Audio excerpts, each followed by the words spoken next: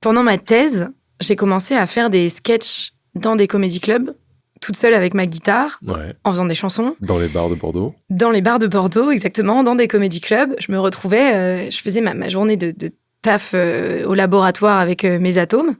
Et le soir, j'allais dans des bars, dans des caves de comédie club, chanter des chansons humoristiques.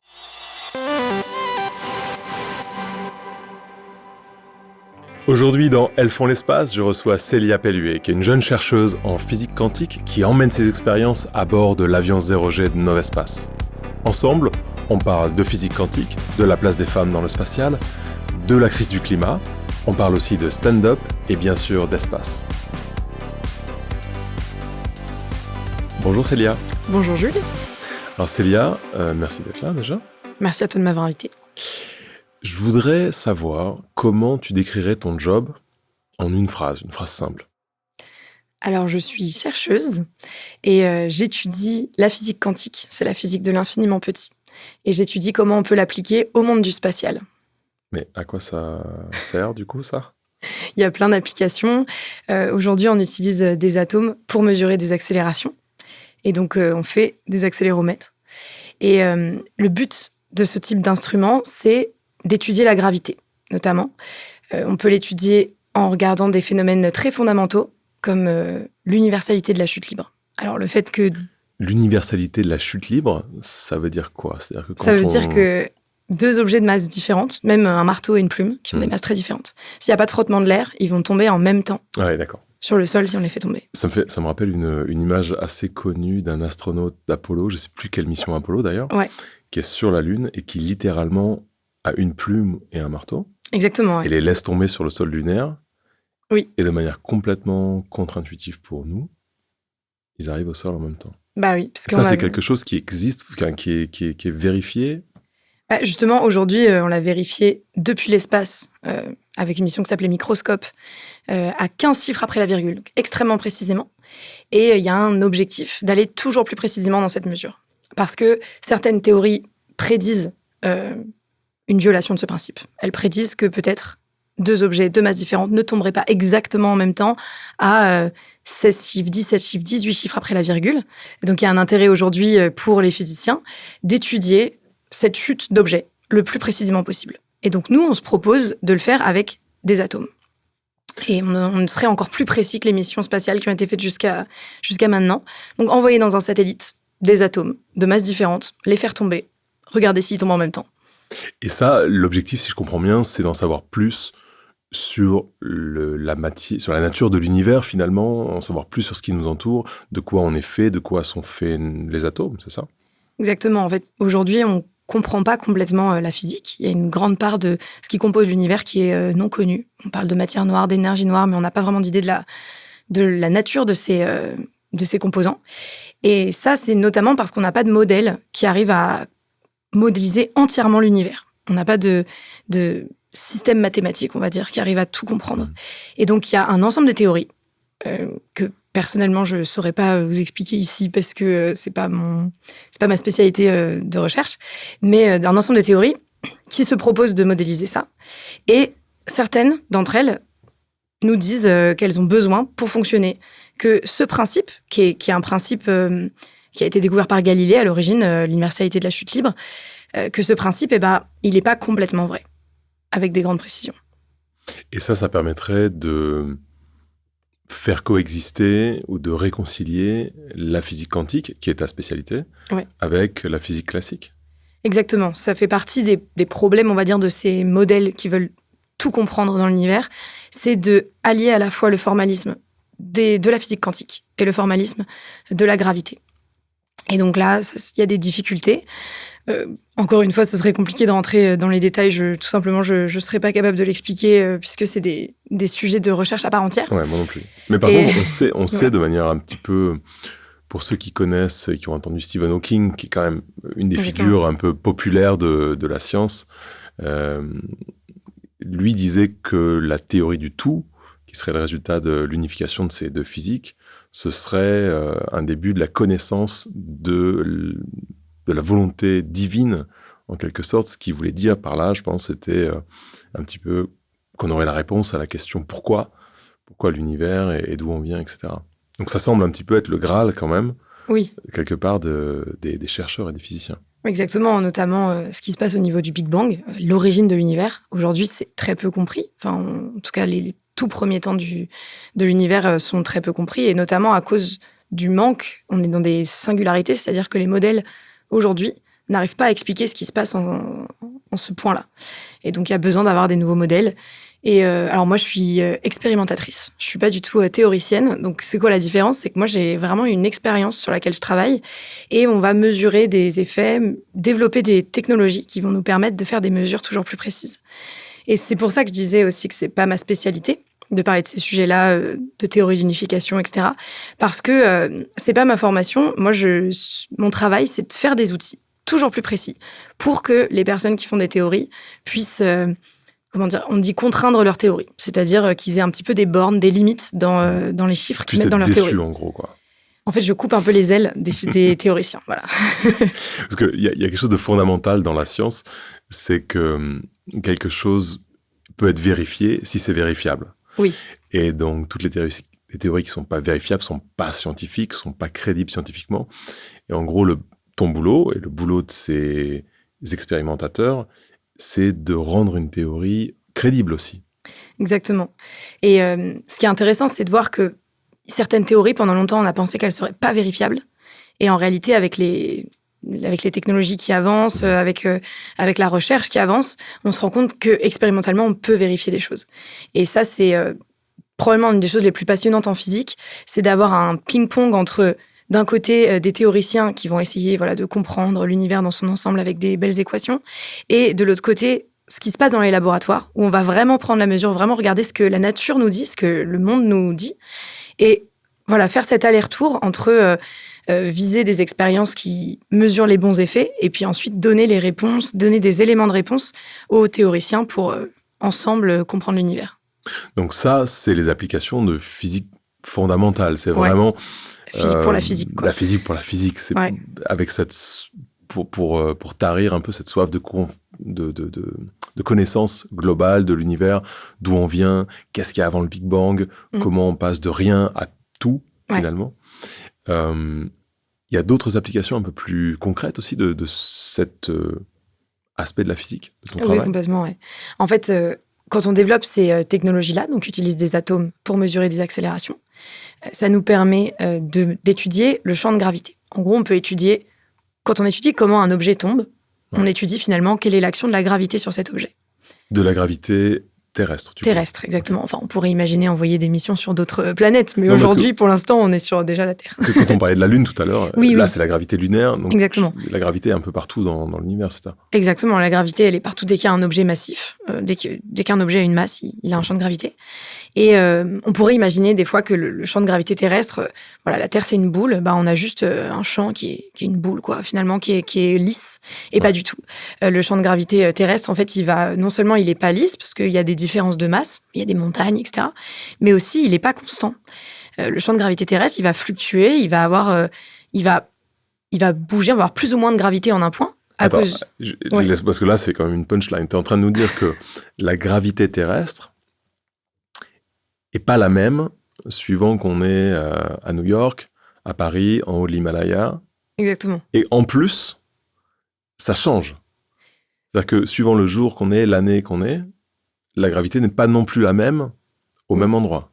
Alors oui, puisque la gravité, elle est due à un effet de masse. C'est combien de masses m'ont attiré vers le centre de la Terre. Quelle quantité de masse m'a attiré vers le centre de la Terre. Et du coup, quantité de masse, je pense qu'on n'est pas sur un terme très... Mais bon, la densité, on parle de densité. C'est exactement ça. Quelle densité il va y avoir entre moi et le centre de la Terre, ça va changer la gravité que je vais ressentir. Alors, on parle bien sûr de précision, de énormément de chiffres après la virgule. Donc, des précisions si fines que on va pas le ressentir, nous, en tant qu'humains. Par contre, je peux pas perdre 5 kilos si je me déplace? Non, malheureusement, il faudra changer de planète pour ça. Enfin, tu perdras pas 5 kilos, mais tu perdras quelques newtons. C'est dans le plan. Mais en réalité, justement, c'est des différences de gravité qui sont trop faibles pour que nous on les ressente. En revanche, les atomes, eux, ils vont pouvoir voir la différence. On va pouvoir mesurer ces différences de gravité. Et alors, pourquoi elle va changer, cette gravité ? Parce qu'on n'a pas les mêmes masses sous nos pieds.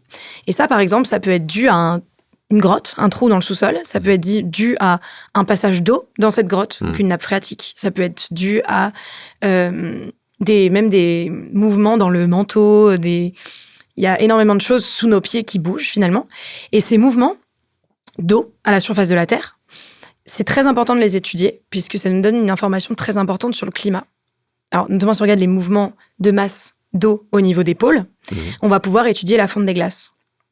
Et ça, c'est des données extrêmement importantes pour suivre le réchauffement climatique, suivre la montée des eaux, etc. Et aujourd'hui, grâce à des mesures de gravité, qui sont faites non pas avec des outils quantiques, mais avec des outils, on va dire, classiques. Quand tu parles d'outils, on n'est pas sur de la clé de 12. On n'est pas sur de la clé de 12. C'est ça ? Oui, exactement. On est sur des satellites. En l'occurrence, là, ce qui étudie la gravité aujourd'hui, c'est une mission qui s'appelle GRACE et qui est une paire de satellites qui va venir tourner autour de la Terre et faire une cartographie du champ de gravité. Et comment ça marche de manière simple pour que moi, je puisse comprendre ? Ce que je m'imagine, en fait, c'est qu'on a un satellite qui tourne autour de la Terre, qui envoie un genre de signal vers la Terre. Ce signal revient en lui disant, voilà la gravité à cet endroit-là. Et à la fin, on a une carte. C'est ça ou pas ? Alors, pas tout à fait. Tu peux dire pas du tout, c'est pas du tout. Hein. En vrai, pas du tout. Mais il y a tout de même l'idée En fait, en réalité, justement, la gravité, on connaît pas de signal qui est envoyé par la gravité. C'est pas comme la lumière qui nous envoie des photons. C'est pas comme... la gravité, on peut mesurer que son effet sur des masses. Donc, comment on fait pour regarder une carte de gravité ? On va prendre 2 satellites.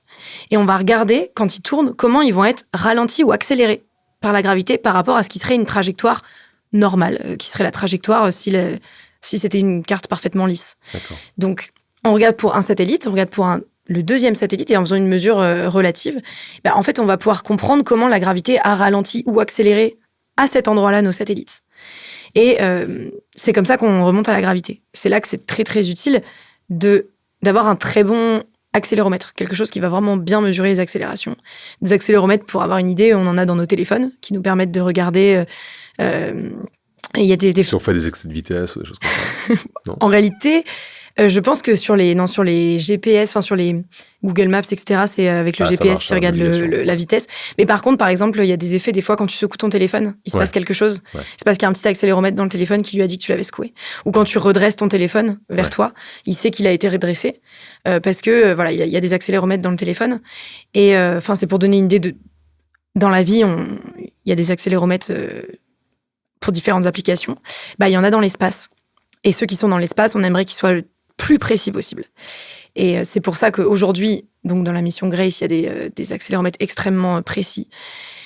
On imagine des missions avec des accéléromètres encore plus précis, des accéléromètres qui utilisent la physique quantique, qui utilisent des atomes pour mesurer les accélérations. C'est là que tu interviens. Exactement. Et donc, moi, j'interviens dans une étape assez amont, donc l'étape de la recherche, celle dans les laboratoires, où nous, on vient vraiment étudier le comportement des atomes quand ils sont dans l'espace, par exemple.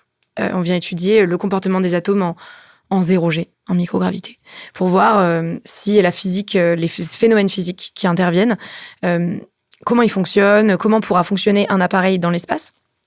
Et ensuite, toute cette recherche-là, ça nous sert à monter des consortiums et monter des missions spatiales. Donc si j'ai bien compris, un de vos objectifs principaux, c'est de mieux comprendre le climat, pour mieux comprendre, d'utiliser la gravité terrestre et les mouvements de la gravité terrestre pour mieux comprendre l'évolution du climat, le changement climatique, avec des accéléromètres qui sont dans des satellites qui tournent autour de la Terre. Et cet apport de la physique quantique, ça peut rendre cette cartographie de la Terre encore plus précise, de manière à encore mieux comprendre l'évolution du climat, c'est ça ? C'est exactement ça. Et donc, comment tu fais ces recherches-là ? Tu viens de dire le mot 0G. Qu'est-ce que ça veut dire concrètement ? Ça veut dire concrètement que si on travaille, en gravité standard, si on travaille juste sur le sol, avec la gravité qui fait tomber nos atomes, il y a des phénomènes qui font que nos atomes vont tomber dans une chambre à vide. En fait, nous, on travaille avec comme une boîte dans laquelle on aspire tout l'air. Et on essaie de faire du le vide le plus parfait possible. On appelle ça l'ultra-vide. Et on va venir lancer nos atomes dans ce vide et on les piège avec des lasers, avec de la lumière. Ok.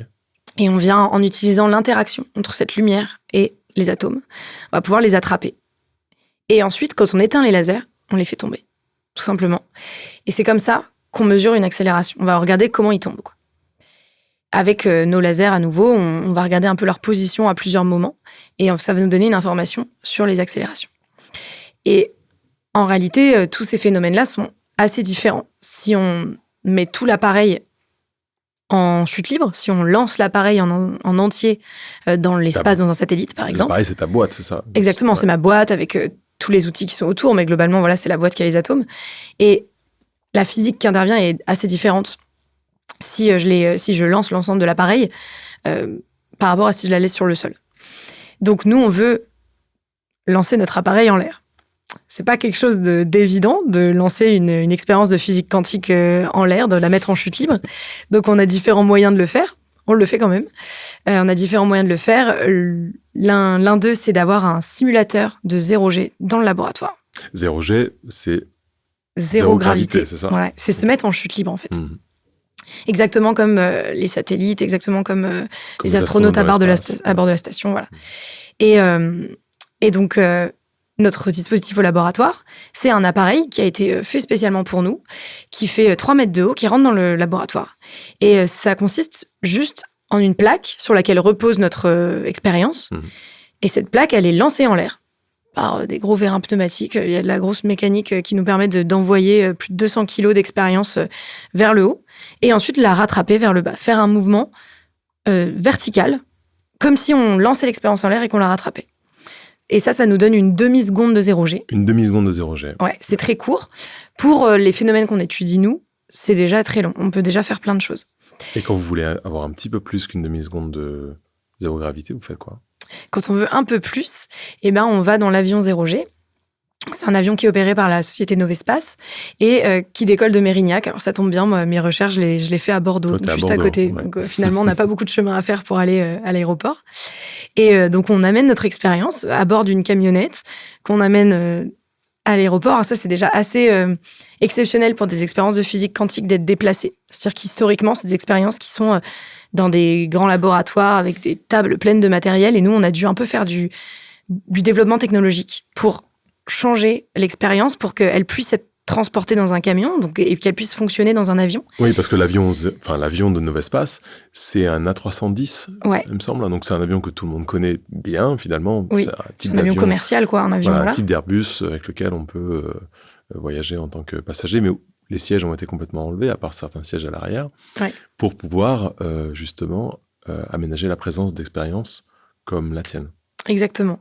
Et c'est quand même un défi en soi d'installer et de faire fonctionner des expériences dans un avion, quelles qu'elles soient. On voit que pour tous les expérimentateurs, puisqu'il y a plusieurs expériences qui volent en même temps pendant une campagne de vol, et c'est assez impressionnant de voir ce qu'il faut mettre en place. C'est quoi les galères Les galères, par exemple, c'est que déjà, il faut allumer l'expérience très vite juste après le décollage, puisque l'expérience doit être éteinte pendant le décollage. Et nous, nos expériences, c'est des expériences qui souvent on laisse allumer longtemps, puisqu'il y a des phénomènes de chauffage. Donc, il faut avoir quelque chose qui va être rapide à l'allumage, pour pouvoir le faire dans un avion en vol. Ensuite, il faut avoir des choses qui vont être robustes aux vibrations et au changement de gravité. Parce que ça, c'est quand même quelque chose d'assez important. Nous, on travaille beaucoup avec de l'optique. Donc, on travaille avec de la lumière, des lasers.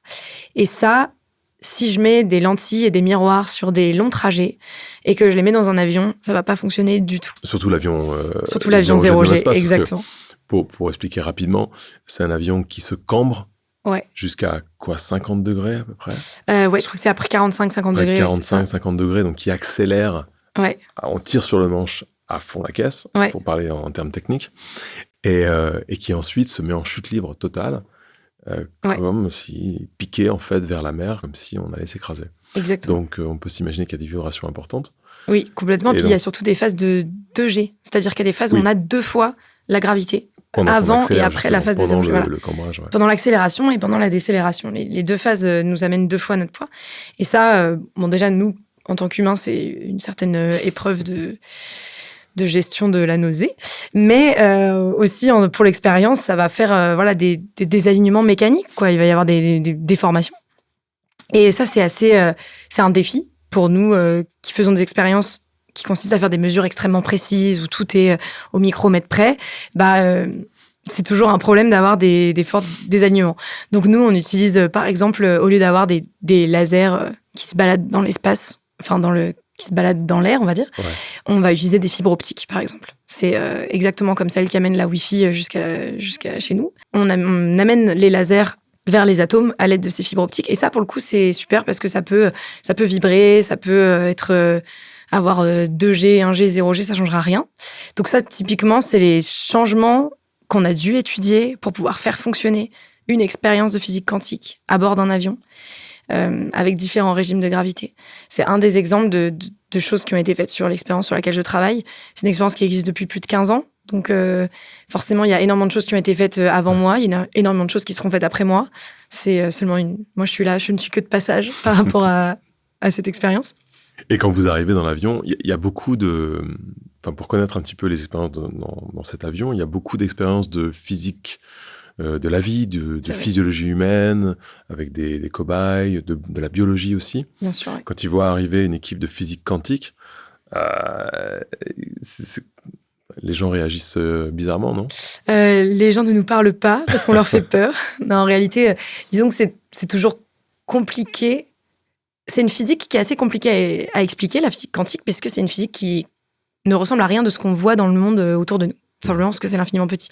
Et donc, quand on arrive dans l'avion, on prend quasiment un quart de l'avion avec notre expérience, et qu'on essaie d'expliquer pourquoi on a besoin de toutes ces électroniques, pourquoi on a besoin d'un gros ordinateur, pourquoi on a besoin de ces lasers fibrés, etc. C'est assez complexe, forcément. Et donc, par exemple, quand les médias viennent dans l'avion, souvent, comme ils ont des sujets très courts à faire, ils évitent de nous parler à nous. En plus, on parle trop. Quand on en parle, ça se voit. Et à chaque fois, on a besoin d'expliquer beaucoup de choses pour en venir à expliquer le concept de l'expérience. Du coup, c'est sûr qu'on est un peu les ovnis. Après, j'exagère un peu, puisque finalement, toutes les expériences sont différentes à bord de l'avion. Donc, finalement, il y a des expériences de combustion, il y a des expériences où ils font des petites flammes dans des chambres dans l'avion aussi pour faire de la physique. Enfin, il y a plein de choses passionnantes. Et donc justement, après ces 15 ans d'expérience, mais aussi pendant la période que tu as vécue, toi, avec cette expérience-là, est-ce que tu as eu des surprises scientifiques, des surprises, je sais pas, mécaniques, humaines ? Alors, des surprises humaines, personnellement, tout était une surprise humaine, puisque quand on arrive... donc, j'ai fait ma thèse et un post-doctorat sur cette expérience. Et quand on arrive en thèse, on découvre absolument tout, de toute façon, du monde de la recherche. Donc, on est étonné de tout. Et c'est sûrement pour ça que j'ai choisi de faire ce métier, d'ailleurs. Mais par exemple, au cours de ma thèse, on a étudié comment on pouvait piéger des atomes dans des tout petits pièges, donc de l'ordre de quelques dizaines de microns. Donc, on est de l'ordre, j'ai pas envie de dire de bêtises, mais de quelques cheveux, quoi. On peut piéger les atomes sur des très petits volumes, et on va faire ce qu'on appelle, on les refroidit, c'est-à-dire qu'on va limiter leur agitation thermique. Donc, en fait, en réalité, quand on a des gaz autour de nous, il faut imaginer que les molécules, elles se baladent avec une certaine vitesse. Elles ont une vitesse assez importante quand on est à température ambiante. Et nous, on veut utiliser de la matière qui est à un niveau d'énergie le plus bas possible. Vous les refroidissez, du coup ? Exactement, on les refroidit. On veut les immobiliser, quoi. À se rapprocher de ce qu'on appelle le zéro absolu. Le zéro absolu, en fait, c'est si les molécules ne bougent pas. Ou les atomes, en l'occurrence. Et nous, on a essayé de faire ça dans ce qu'on appelle une pince optique. Donc, c'est, comme je disais, sur un tout petit volume. On va prendre des lasers, les croiser, et vraiment faire comme une petite pince, mais avec des lasers. On les piège dedans. Moi, je suis obligée de faire ce petit bruit quand je parle de ma pince optique. En réalité, ça fait pas de bruit, c'est dans le vide. Mais on se rend bien compte. Voilà. C'est mieux que... Ouais. Et ce qu'on a fait pendant ma thèse, c'est qu'on a fait ça à bord de l'avion. Et en fait, il y a très peu d'expériences qui ont étudié ces phénomènes-là, avec cette méthode-là, en 0G. Et quel est l'intérêt de la 0G par rapport à faire ça sur Terre, du coup ? Mais c'est assez... quelque chose qui, moi, m'a surpris, c'est qu'en fait, quand on est sur Terre, même si les atomes sont dans cette pince, en fait, la gravité vient un peu déformer on va dire, le puits dans lequel les atomes sont piégés. En fait, quand on fait ça, c'est comme si on les mettait dans un petit seau qui est dû au laser. Et ce petit seau, il est déformé par le fait qu'il y ait de la gravité. Ce qui est complètement étonnant d'imaginer que les petits atomes... est attiré par la Terre, finalement. Oui, exactement. Et du coup, c'est assez étonnant. En réalité, ça s'explique bien avec les équations, mais intuitivement, c'est pas forcément facile. Et du coup, on a voulu étudier ce qui se passait quand on n'a pas la gravité dans ce petit seau. Et c'est ce qu'on a fait pendant ma thèse à bord de l'avion. Et on a vu qu'en fait, on pouvait faire fonctionner quand même le refroidissement. On pouvait quand même étudier ce qui se passait. Et ça, c'était un des gros éléments qui a été réalisé pendant ma thèse. Et humainement, du coup, d'être à bord de l'avion, vous faites les campagnes scientifiques, il y a combien de paraboles que vous faites avec l'avion ? Alors, pendant une campagne de vol, on fait 3 jours de vol. Ouais. Et chaque matinée de vol, c'est 31 paraboles. Alors, ils disent 30 paraboles, mais il y a une parabole en premier qui est un peu la parabole de test. Okay. Elle compte. Elle compte pourquoi ? Elle compte parce que, déjà parce que nous, on fait quand même des expériences pendant cette parabole, et puis parce que ça veut dire qu'il y a quand même 31 fois le mouvement de l'avion. Et ensuite, on fait ça pendant 3 jours. Donc, au total, on fait 93 paraboles. Mm-hmm. Et donc, ça a son importance, le nombre de paraboles, parce que on peut être malade dans l'avion. C'est une réalité que j'ai vécue personnellement. Ouais, d'accord. Parce qu'on a un médicament qui est... donc, tous les expérimentateurs ont un médicament qui s'appelle la scopolamine, qui nous permet normalement d'éviter le mal des transports, d'éviter d'être malade à cause de justement cette alternance entre la gravité normale, et puis 2 fois la gravité, et puis 0 fois la gravité. Et après ça, il y a à peu près 1 personne sur 10 qui est quand même malade. Ouais. Voilà. Et tu fais partie de Je fais partie de cette personne sur 10. C'est la fin de mon espoir de devenir astronaute, je pense. mais tu arrives quand même à bosser, du coup, ou c'est juste pénible ou... Ça dépend des campagnes. En général, oui, parce que c'est un peu comme un mal des transports. On arrive quand même à... Ouais. Voilà, mais ça peut, des fois... Il y a certaines campagnes où j'ai vraiment... était vraiment pas bien, et donc j'allais justement sur les sièges. Donc ça fait partie des risques du métier. Bien sûr. Bah oui. Non, bah on est voilà. sans rire. Être dans un avion, un A310 qui fait 31 paraboles, qui se cambre jusqu'à 45-50 degrés, puis qui chute avec, c'est combien de secondes la zéro gravité là, c'est 22 secondes. C'est 22 secondes. Ouais. Ensuite, se retaper 2 fois son poids. Pendant 20 secondes également, ouais. Oui, c'est... notre corps n'est pas prévu pour ça, à l'origine. Rien ne nous y prépare. Et on ne peut pas vraiment savoir si on va être malade ou pas. Ça, c'est ça qui est aussi étonnant. Mais c'est passionnant. Puis la sensation de 0G, elle est complètement unique. Comment tu décrirais ça, toi ? Quand j'essaie de décrire ça, je dis c'est exactement comme on l'imagine. C'est-à-dire que quand on rêve qu'on vole, par exemple, on a une idée de ce à quoi ça peut ressembler de ne pas ressentir son poids. Ouais. C'est un peu, on s'imagine juste tout léger en train de flotter. C'est exactement ça. Ça, c'est drôle que tu dis ça, parce que c'est vraiment exactement comme ça que je l'ai ressenti aussi. C'est-à-dire que quand j'ai commencé à travailler dans le spatial avec les astronautes, etc., j'ai commencé à rêver que je flottais dans la station spatiale. Voilà. Oui. Ça arrive, tu vois. Et c'est jamais permanent. Oui. C'est que dans mon rêve, oui, il y a toujours un moment. Voilà, tu flottes un peu, puis à un moment tu retombes. Et tu essayes de te repropulser, puis ça marche pas vraiment. C'est ça un peu les rêves. Oui, c'est vrai, oui. Et c'est exactement ce qui se passe à bord de l'avion 0G finalement. Ouais. Et ce que je trouve, moi, personnellement, le plus surprenant, c'est qu'en tant qu'adulte, on ne fait plus d'expériences radicalement nouvelles. C'est vrai. D'expériences sensorielles, en tout cas. C'est vrai. C'est toujours un petit peu plus que ce qu'on connaît déjà, un petit peu moins que ce qu'on connaît déjà. Dans cet avion, quand on passe en 0G, là, on fait une expérience qui est complètement nouvelle. Oui. Et c'est ça qui m'a le plus marqué, finalement. T'en as fait beaucoup des campagnes ? Moi, j'ai fait 2 campagnes. Et toi, t'as pas été malade ? Non, j'ai pas été malade du tout. T'avais de la scopolamine ou Oui. Je suis jalouse. non, j'ai pas été malade du tout. Ça dépend vraiment des... Ouais. Mais oui, c'est sûr que c'est... Mais justement, moi, j'étais... Je devrais pas dire ça, parce que sinon, je vais passer pour une ingrate, mais c'était presque décevant, parce qu'en fait, c'était exactement comme je l'imaginais. Mais en réalité, c'était très satisfaisant. Mais il y a un côté, cette sensation d'avoir une nouvelle sensation, en T'as réalité. pas été surprise. J'ai pas été surprise. Alors, on est surpris parce qu'on perd un peu le sens de... On a l'impression qu'on va pouvoir, comme sous l'eau, essayer de nager, ça marche pas. On a l'impression heureusement qu'on est sanglé, parce que sinon, vraiment, on partirait n'importe où. Et la seule fois où j'ai fait du free floating, là, dans la zone où on peut ne pas être accroché, justement, on est entre des filets. La seule fois où j'ai fait ça, j'étais absolument pas en maîtrise de ce que je faisais. Parce que, bien sûr, c'est complètement contre-intuitif. On n'est pas du tout habitué à ça. Mais ce qui est sûr, c'est que c'est unique, et en même temps, ça paraît assez évident, comme si finalement, notre cerveau est pas si perturbé que ça par cette nouvelle sensation, quoi. Comme si on avait été fait pour ça à un moment donné. Comme si on s'adaptait, très, très vite. Et donc, c'est assez... moi, ça m'a surpris aussi. Je pensais que ma vie allait changer du tout au tout une fois que j'aurais vécu ça. Vraiment, j'avoue que j'avais mis beaucoup d'espoir dans cette expérience. Et finalement, c'était comme une évidence, en fait. Ouais.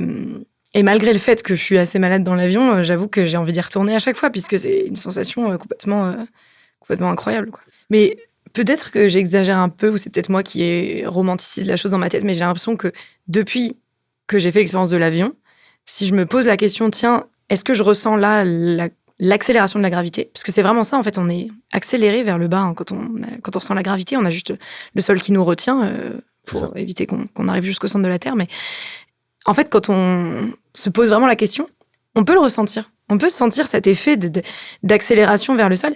Et je ne sais pas si c'est parce que j'ai vécu, du coup, l'expérience de la 0G que j'arrive à ressentir la gravité. Mais voilà, ça fait assez... C'est parce que tu es physicienne aussi. C'est peut-être aussi parce que je l'ai conscientisé. Ouais. Mais c'est une expérience mentale que je conseille à tout le monde. De s'imaginer vraiment, ou plutôt de se représenter, puisque c'est la réalité, de se représenter qu'on est accéléré vers le centre de la Terre. Donc en fait, on peut être assis comme on est là, sur un canapé, sur un fauteuil, et de se concentrer sur quelle est l'accélération que je ressens vers le bas. C'est un exercice mental assez intéressant à faire. Ouais. Oui, complètement. Ouais. Bien sûr. Exactement. Oui, sinon ça peut être dangereux. Mais quand je t'entends parler de l'avion, de la grosse mécanique, de ton expérience, et puis de sciences comme ça, et d'espace, je me demande, est-ce que c'est quelque chose qui a toujours été un peu en toi? Petite fille, c'est quelque chose que tu avais envie de faire, envie de vivre? C'est quelque chose que tu as avec toi depuis longtemps, finalement, tout cet univers? Je pense que j'ai toujours voulu comprendre comment fonctionnait le monde. C'est pour ça que j'ai voulu faire de la physique. C'est parce que je voulais comprendre pourquoi la lumière se déplaçait comme elle se déplace, pourquoi l'air, pourquoi le sol, pourquoi la gravité. Et assez vite, on comprend que pour étudier la physique, on est obligé de voir les choses en grand, de dézoomer par rapport à la Terre, finalement. Et c'est pour ça que plus petite, je voulais plutôt faire de l'astrophysique. J'étais passionnée par l'espace, justement, j'aimais voir enfant les images de planètes, j'aimais regarder le ciel de nuit, assez classique finalement, puisque c'est forcément fascinant comme science. Et c'est plutôt en évoluant dans les études que je me suis rendu compte que tous les aspects techniques, tous les aspects un peu de mécanique, de résoudre des problèmes, d'essayer de trouver comment on peut arriver à une réponse avec une très très longue chaîne d'expérience. C'est ça qui finalement m'a plus passionnée encore que l'idée d'explorer l'univers. Mais petite, le spatial, c'est pas quelque chose qui faisait partie de tes rêves, on va dire.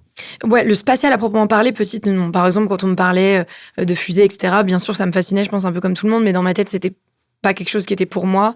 Moi, j'avais pas évolué dans un milieu très technique, on va dire. Mes parents font pas des métiers particulièrement scientifiques. Du coup, j'avais pas... ça me faisait forcément un peu peur, la partie un peu mécanique, électronique, tout ça. Pourquoi tu penses que ça te faisait peur ? En partie, je pense, parce que je suis une fille. Il y a forcément un effet d'identification qui n'existe pas. C'est-à-dire que je me disais, c'est pas pour les filles de faire de l'électronique, de faire de l'informatique, Et en fait, tous ces métiers-là de l'ingénierie, c'est tout ça que ça regroupe. Et c'est assez dingue parce qu'aujourd'hui, mon métier consiste à faire un peu de mécanique, un petit peu d'informatique, un petit peu d'électronique. Je me suis retrouvée à souder des cartes électroniques pendant ma thèse. J'aurais jamais cru faire ça un jour. Et quand on me disait plus jeune... Ah, mais tu pourrais devenir ingénieur, puisque tu as l'air de vouloir aimer justement comprendre les choses, résoudre des problèmes. Ouais. Et je disais, non, pas ingénieur. Parce que la vision que j'avais d'ingénieur, c'était un mec qui fait des robots. Et maintenant, j'adorerais faire des robots. Ah ouais. Alors qu'il y a des filles qui font des robots qui sont complètement. Mais à l'époque, c'était vraiment l'image que j'avais, l'image un peu du geek, tout ça, dans laquelle je me reconnaissais pas forcément. Et je pense que ça, c'est quelque chose qui est un peu malheureux, c'est qu'on associe tout cet univers-là à quelque chose de masculin, alors que par essence, il n'y a rien du tout qui justifie cette association, quoi. Et toi, tu as commencé à t'autoriser à rêver à ça, justement, à quelle période? Quand tu parlais de tes études? Je dirais en école d'ingénieur. Ouais. Puisque à partir du moment où j'ai compris que pour faire de la recherche en physique, parce que assez tôt, je voulais faire de la physique, comprendre le monde, etc., j'ai compris que un peu le système français, on m'a dit, voilà, la voie royale, c'est de faire une prépa, de faire une école d'ingénieur, et ensuite tu feras une thèse si tu en as envie, etc. Donc, pendant la prépa, on est encore très théorique, donc on comprend pas bien ce que c'est que le métier d'ingénieur. Puis on va en école d'ingénieur parce que finalement, c'est un peu le chemin qu'on nous trace. Et moi, je suis allée dans une école qui s'appelle Supoptique. Alors, son vrai nom, c'est Institut d'Optique Graduate School, mais les gens la connaissent sous le nom de Supoptique. Graduate School, en français. Oui, il y a un petit Graduate School pour le côté international. Okay. Et mais voilà, c'est une école qui est connue sous le nom de Supoptique, qui, comme son nom l'indique, on étudie l'optique. Mais en fait, en réalité, c'est plus vaste que ça, c'est les sciences de la lumière. On appelle ça la photonique aussi. C'est la science des photons qui composent la lumière. Et c'est là où tu es tombée amoureuse de la mécanique, de exactement. Des trucs. C'est là que j'ai découvert qu'en fait, dans cette science-là, il y avait le côté comprendre comment un photon interagit avec un atome, ce qui correspondait exactement à ce que je voulais comprendre depuis petite. Ouais. Mais il y avait aussi une partie, faire aussi des cartes électroniques pour pouvoir contrôler un laser. Il y avait aussi faire de la mécanique pour pouvoir faire une expérience qui tienne debout finalement. Je me suis rendu compte que le défi que ça représentait de faire ces expériences concrètes, ça m'intéressait tout autant en fait. Ces défis techniques, ils étaient tous aussi passionnants que de comprendre un atome. Et donc, c'est pas simplement la nécessité pour faire de la physique quantique de visser des boulons, en gros. Ouais. T'es vraiment tombée amoureuse de la mécanique. La mécanique, ce serait un bien grand mot de dire ça, puisqu'aujourd'hui, j'en fais pas tant que ça, mais je suis tombée amoureuse de l'aspect résoudre des problèmes, qui est en fait un aspect purement ingénierie. Donc, je pense que j'étais quand même pas mal câblée pour ça, être ingénieure. Mais c'est assez dingue de se dire que je pense que très jeune, ma mère, par exemple, le voyait quand j'étais collège, lycée, elle me disait « tu seras ingénieure », parce que je demandais qu'elle avait un peu un petit souci, un truc... dès qu'elle voulait régler un problème à la maison, elle me disait « Ah, Célia, viens ». Elle aimait bien me demander... Elle disait « J'ai besoin de tes lumières ». C'était sa phrase. Ah, ok. Ce qui est marrant, j'ai fini par étudier la lumière. Ouais. Comme quoi. Comme quoi. Et du coup, elle me disait « Tu seras ingénieure ». Ça lui paraissait un peu évident parce que c'est... Et moi, je disais « Non ». Parce que je pensais que c'était un métier de mec. Je voulais pas, justement. Et aujourd'hui, je suis quand même très, très heureuse d'être ingénieure. Donc, je suis chercheuse, puisqu'aujourd'hui, je suis dans un laboratoire. Mais... je vais devenir ingénieure puisque je vais quitter la recherche pour aller au Centre national d'études spatiales en tant qu'ingénieure, dans un domaine qui est quand même très proche de la recherche aussi. Donc tu vas aller au CNES, tu vas commencer vraiment ta carrière dans le spatial finalement. Exactement, je vais bientôt commencer réellement ma carrière dans le spatial en tant qu'ingénieure, chercheur. J'ai quand même une casquette chercheuse parce que j'ai fait une thèse, parce que je connais le monde de la recherche, mais finalement, je vais être dans le cœur de ces défis-là.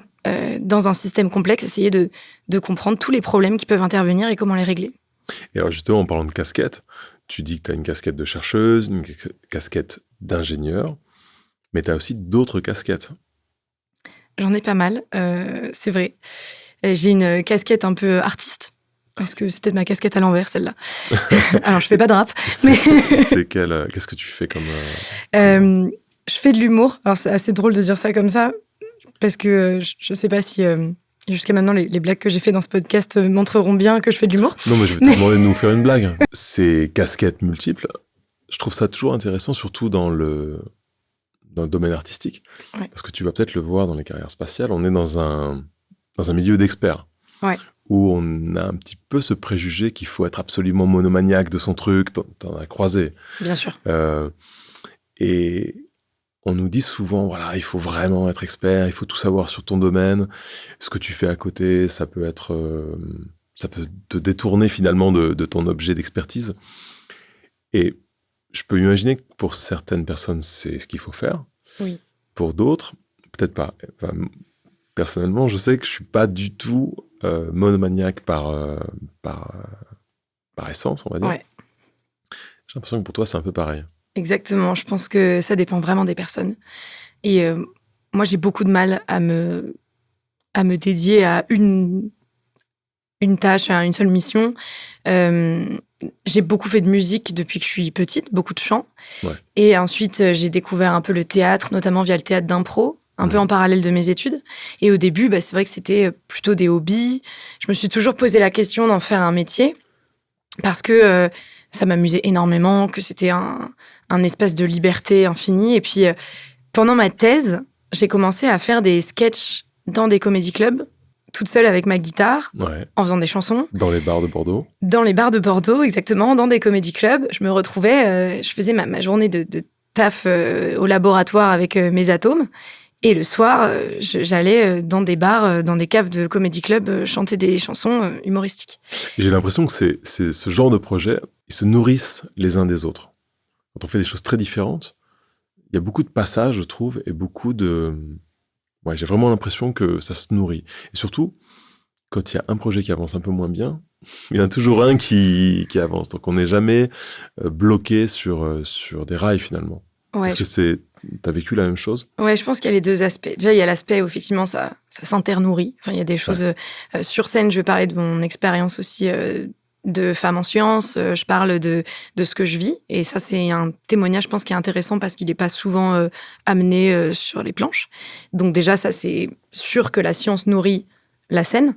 Est-ce que la scène nourrit les sciences? Ça, c'est moins évident, mais je pense qu'un peu sur le développement de capacités... de communication, on va dire, de prise de parole en public. C'est vrai que je suis plus à l'aise aujourd'hui en conférence à faire des présentations que je l'étais avant de faire la scène intensément comme j'en fais maintenant. Et sur l'autre aspect que tu as évoqué, qui est le fait que on peut avoir si un projet avance pas, par exemple, l'humour, le stand-up, c'est très difficile psychologiquement, puisque quand ça marche pas, c'est une petite humiliation. Voire une grosse. Donc, ça peut être très compliqué au niveau du moral. Et la science, c'est très difficile aussi au niveau mental. L'expérience de la thèse, c'est quand même notre première expérience professionnelle, mais qui est aussi une expérience diplômante. Donc, il faut quand même valider quelque chose à la fin. Et en même temps, on est pour la première fois en indépendance. Donc, souvent, c'est un moment psychologiquement difficile pour les étudiants, le moment de la thèse. Donc, c'est vrai que moi, pendant ma thèse, ça m'a permis de switcher de l'un à l'autre et aussi de garder un certain moral, de garder un certain mental, parce que je savais quand ça allait mal en sciences que quand on fait de la recherche, on se sent régulièrement très bête, puisque forcément, on a face à nous l'immensité des connaissances et on n'est rien devant ça. Donc, quand je me sentais trop mal par rapport à ça, je pouvais... partir, m'échapper un peu dans l'art et dans la scène. Et à l'inverse, si j'avais fait un gros bide dans un comédie club, disons que si j'avais fait du bon travail au labo, ça pouvait un peu m'aider à équilibrer tout ça, quoi. Et puis, je pense que écrire soi-même des choses sur sa vie, parce que finalement, c'est ça le stand-up, c'est parler de soi, ça aide à prendre du recul sur plein de choses qui nous arrivent. Et c'est assez intéressant, ça force un peu à analyser ce qu'on vit. Et je pense que, par exemple, la fin de ma thèse, c'était très intéressant d'en parler sur scène. Je faisais des petites updates dans les comédie clubs en disant alors, c'en est où cette thèse? Et j'étais là, je suis en train d'écrire. Enfin, je l'ai vécu, j'ai l'impression, encore plus intensément du fait d'en avoir parlé sur scène. Et j'ai eu la chance quand même d'être applaudie par plus de 1000 personnes à l'auditorium de Bordeaux quand j'ai dit « Je viens de finir de rédiger ma thèse de physique quantique ». J'en ai profité parce que j'avais une scène incroyable, c'était pour la radio, c'était au Grand Dimanche Soir à France Inter. Et donc j'ai pu prendre les applaudissements de 1000 personnes pour cette rédaction de thèse. Et il y avait quelque chose dans ma tête qui me disait « Je vais les prendre pour toutes les personnes qui ont rédigé des thèses, qui sont à la fin de ce processus qui est long et difficile et qui méritent elle aussi de se prendre quelques applaudissements. Voilà, ça fait du bien de temps en temps. Donc, je les prends pour vous, camarades. Et c'est vrai que j'en ai profité aussi, quoi. Ouais. Et c'est vrai que c'était, quand j'y pense et que je prends un peu de recul là-dessus, complètement fou. Ça n'a aucun sens de faire ces deux choses si différentes. Des fois, je dis que je suis en grand écart façon Van Damme entre deux mondes, parce que c'est vraiment deux mondes très différents. Mais finalement, ce qui est intéressant, c'est de voir que ça marche, en fait. C'est quelque chose qui fonctionne. Alors, ça marche. Je suis au début de ma carrière dans les deux domaines, donc on ne sait pas encore. Non, mais si ça a le mérite de te rendre heureux, d'être une certaine forme d'équilibre, c'est déjà énorme. Ça marche, oui, c'est vrai. Ouais. Et est-ce qu'on peut te suivre quelque part? Ceux qui veulent suivre ton activité, je sais que tu es présente sur les réseaux. Ouais. Est-ce qu'il y a un réseau principal sur lequel on peut suivre ton activité, voir tes blagues? Ouais, je suis surtout présente sur Instagram, un peu TikTok aussi. J'essaye de m'adapter à la jeune génération. Jeune génération. Bon, j'ai 27 ans, mais bon. Oui, je suis surtout présente sur Instagram. J'ai un compte Instagram qui s'appelle Célia Blague de Trop. Voilà, il y a un petit jeu de mots. Donc c'est @Célia Blague de Trop. Exactement. Ok. Comme ça se prononce du coup. Comme ça se prononce. Et sur ce réseau, je mets à la fois les dates de Comedy Club. Je fais des petites vidéos humoristiques, des fois avec d'autres humoristes, des fois toute seule. Et j'ai aussi fait une série de vidéos justement pour raconter ce que j'avais vécu dans l'avion. J'ai fait appel à Maëlys, qui m'a fait un super montage vidéo pour faire des petits vlogs format réel d'Instagram, donc sur 1 minute à chaque fois, pour expliquer ce que je faisais dans l'avion avec mes atomes, un peu comment je l'avais vécu. Et je pense que c'était un format aussi que j'ai adoré faire, qui m'a beaucoup amusée, et qui est pour le coup assez différent de ce qu'on peut voir aussi sur les réseaux, puisqu'on a... Alors, il y a toute une communauté des chercheurs, chercheuses et des scientifiques sur les réseaux. C'est assez intéressant de voir des gens raconter leur vie dans les labos. Il y en a beaucoup, en fait. Mais avec l'aspect humour et scène, beaucoup moins. Donc, je me suis un peu amusée à faire ça, ouais. Ouais, je conseille à tout le monde d'aller voir ces petits vlogs, effectivement, dans l'avion 0G, parce que c'est très impressionnant, déjà, visuellement.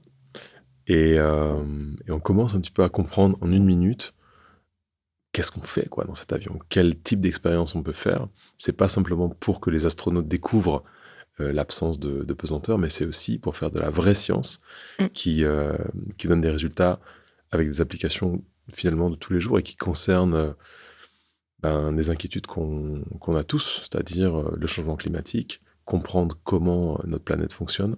Exactement, comprendre comment le corps fonctionne aussi. Puisqu'en étudiant le corps des astronautes en 0G, le corps des sujets tests en 0G, on comprend plein de choses qui sont utiles pour la santé, quoi. Ouais. Encore une fois, je recommande vraiment à tout le monde d'aller voir ton compte. C'est une bonne manière de rentrer dans ton univers qui est à la fois un univers de stand-up et un univers de recherche en physique quantique. Et ça, c'est quand même pas... C'est quand même pas... Des fois, on me demande si je fais beaucoup de blagues sur la physique quantique. Ouais. J'avoue, j'en fais peu, puisque c'est quand même très compliqué à amener. Sur des formats plus longs, j'y travaille, mais voilà, c'est quand même... Ce serait le sujet de conférences entières, et sur 10 minutes, c'est pas facile. Moi, j'en ai une blague de physique quantique. Ah. Le chat de Schrödinger rentre dans un bar, et il n'y rentre pas. Pas mal. C'est pas la meilleure blague de physique quantique que tu as entendue? C'est la meilleure, peut-être que ce n'est pas la meilleure. Ah c'est une blague de Schrödinger. C'est à la fois une blague, mais pas une blague. C'est ça. Célia, pour finir, il y a un petit round de questions rapides. Ouais. Alors, les questions rapides, c'est moi qui les pose de manière rapide. Okay. Et toi, tu peux prendre le temps d'y répondre autant que tu veux. Je suis pas obligée de répondre comme ça très vite. Et tu peux aussi parler très vite. Est-ce que tu connais la question moins plus? Ouais. C'est qu'est-ce que tu aurais aimé faire moins jusqu'aujourd'hui dans ta carrière? Et qu'est-ce que tu aurais aimé faire plus? Je pense que j'aurais aimé moins me remettre en question, même si c'est important la remise en question, notamment en sciences, mais je pense qu'on a tendance à se dévaloriser, avoir un gros syndrome de l'imposteur quand on est une femme dans un milieu masculin, notamment les milieux scientifiques. Donc ça, j'aurais aimé que ça me freine moins. Je pense qu'il y a des moments où ça m'a empêché d'avoir confiance en moi. Et aujourd'hui, si je devais revenir en arrière, peut-être que je me donnerais des petits coups de pied au cul pour me dire « Allez, tu as le droit d'être là, t'excuses pas d'être ici. » Donc peut-être que ce que j'aurais aimé moins faire, c'est m'excuser surtout. Je m'excuse d'avoir mal répondu, du coup. Et ce que j'aurais aimé faire plus, c'est d'assumer qui je suis. Par exemple, avec cette dualité entre l'art et les sciences, j'aurais aimé plus vite assumer que j'avais cette double personnalité et moins m'auto-flageller finalement d'être différente des personnes avec qui je travaillais. Tu vas pouvoir le faire. C'est le début de ta carrière, donc tu vas pouvoir faire ça. C'est vrai, j'ai encore plein d'opportunités de le faire. Comme c'est une émission sur le spatial quand même, un podcast sur le spatial, ouais. Est-ce que tu as un livre spatial préféré? Tous les gens dans le spatial ont un livre spatial préféré, je te dis tout de suite. Alors j'en ai lu beaucoup, et je vais en prendre un qui est un peu plus humoristique, même si j'en ai lu des plus sérieux qui m'ont passionné, mais c'est L'espace sans gravité de Florence Porcel, qui est un livre qui retrace plein d'anecdotes du spatial, donc plutôt sur forme d'anecdotes. Et je trouve que c'est une bible un peu à 360 degrés de plein de choses qui se sont passées dans l'histoire du spatial, avec à la fois des fois un angle un peu féministe, c'est-à-dire un angle aussi sur la question des femmes dans le spatial et de comment elles ont pu être invisibilisées, toujours avec un ton humoristique qui rend le propos très léger, et en même temps sur les questions des humains qui sont dans l'espace. Et qu'est-ce que c'est les humains dans les capsules des missions Apollo? Qu'est-ce qu'ils pouvaient se dire comme conversation? Elle est allée chercher, par exemple, des pépites, des conversations des astronautes pendant les missions. Et c'est très drôle, du coup, ça humanise la conquête spatiale. Et je pense que c'est ça qui m'a le plus fait rire et le plus marqué dans ces livres-là. Et aussi, tout le monde dans le spatial a un film spatial préféré. Est-ce que toi, tu as un film spatial préféré? Je pense que c'est Les Figures de l'ombre, qui est le film sur les calculatrices de la NASA, donc exactement, Hidden Figures, parce que ça parle non seulement du spatial, avec ce côté complètement épique de préparer les missions vers la Lune, donc il y a quelque chose qui, je trouve, a vraiment l'essence du spatial, c'est-à-dire un aspect voire grand, voilà, exactement, romanesque et de l'aventure, etc., tout en étant un film qui montre la multitude de gens qui sont impliqués dans des missions spatiales, ceux qu'on voit pas, ceux qui ont été invisibilisés par l'histoire pour des raisons des fois politiques ou voilà. Mais en tout cas, ça montre que des missions spatiales, c'est pas juste les héros qui sont à bord de la mission, mais c'est aussi toutes les personnes qui les soutiennent derrière, qui sont prêts à travailler jour et nuit quand il y a des complications pour régler les problèmes. Et je pense que c'est aussi quelque chose qui m'a inspirée à aller rejoindre cette aventure-là et ces défis-là. Donc je pense que c'est ce film-là, ouais. Qu'est-ce que tu as appris dans ta courte carrière dans le spatial, en tout cas, de plus précieux? Quelque chose que tu aurais voulu savoir, on va dire, il y a 10 ans. Alors, il y a 10 ans, du coup, j'aurais voulu savoir que le spatial, c'était pas un métier d'homme. Et également que c'était un métier qui est ouvert à la diversité, où on peut venir non seulement en tant que femme, mais aussi que c'est pas un métier qui est ouvert que à une certaine élite. Moi, j'avais évolué dans un milieu scolaire très élitiste, où j'avais l'impression que si j'étais pas la première, j'arriverais pas à faire ce que je voulais. Et il se trouve que j'ai pas toujours été la première, j'ai pas toujours réussi tous les concours que j'ai passés, j'ai pas toujours eu les écoles que je voulais, etc.